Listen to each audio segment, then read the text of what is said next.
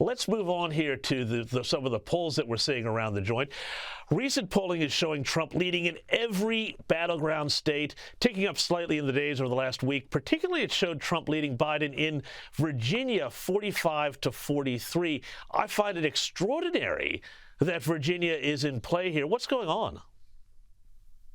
What's going on is that as the election comes into focus, more people from one side of the United States to the other are looking at the Biden record and contrasting it to the Trump record and saying, I'll take that over that any day of the week. I mean, whether it's interest rates, inflation, foreign policy, the border, jobs, everything was better under Trump. And I think the more people focus on the election, the choice is becoming clearer and clearer. You're going to have the hardcore people on both sides, no question about it.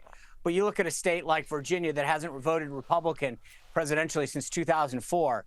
You look at New Hampshire, Minnesota, even California, which I don't think will win, but it's tied. New York within single digits, Rhode Island, single digits. James, the one thing that scares me, and I'm telling you, reports are coming out right now in the United States saying that over the weekend that Biden will step down. Unfortunately, I believe these reports, and I have been very reluctant to think that Joe Biden was going to give this up.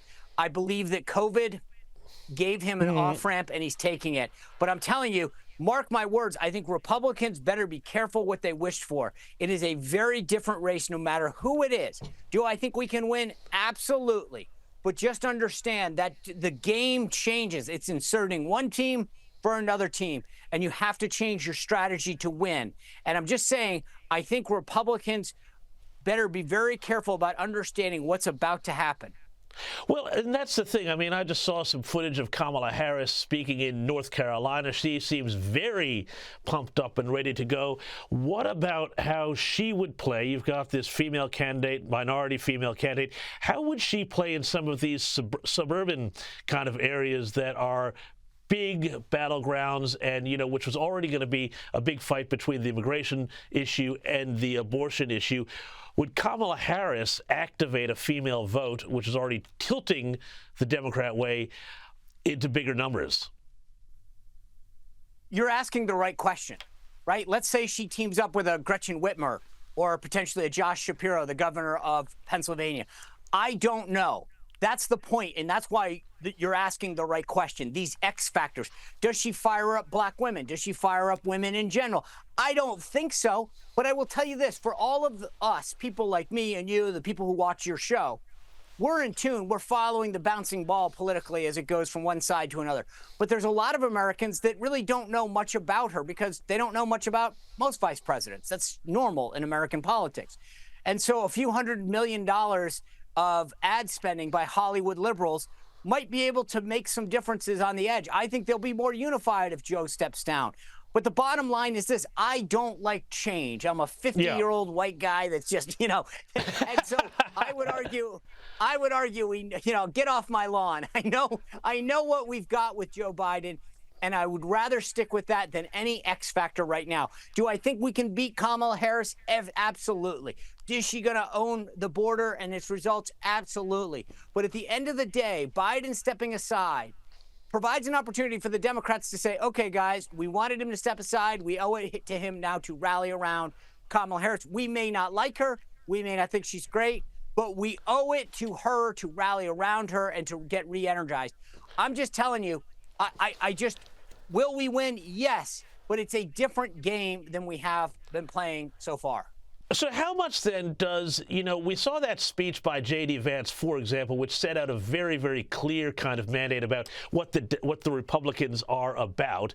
How much of that creates a positive messaging that the Republicans might need, because they won't have the Sleepy Joe thing? They can't go if Kamala runs or if somebody else comes up, through the convention. They're not able to say this guy's out of it. They've got to have something more positive, don't they? Yeah, look, I think J.D. Vance has got an amazing story. I was literally bumped into some guy a couple hours ago shopping, and he knew, my background, and he said, man, that J.D. Vance, what a story, right? Pulled himself out of from his bootstraps up, used the GI Bill to go to college after serving in the Marine Corps, went to Ohio State, went on to business and became very successful. That's the American dream. He's lived it. He doesn't have to talk about it and talk about policies that work. He's lived it. He is the exemplification of the American dream. But so it's a great story, and it's a great way to articulate a vision and how policies affect people. But you're absolutely right. We've been able to play the Joe Biden isn't up for it. Joe Biden's out of it. That's what the focus is. You're going to have to change the trajectory of the race, the attacks of the race, the contrast. Everything changes. And I don't think vice presidents matter that much anyway. But if Kamala were to become the nominee, suddenly who she puts on the ticket and that dynamic changes. Because remember, we've already talked about, from a Republican standpoint, J.D. Vance parking himself in Michigan, Pennsylvania, and Wisconsin. They pick one of the governors there. That's a big deal for them. Absolutely. Sean Spicer, from one 50-year-old white guy to another, thanks so much for your time.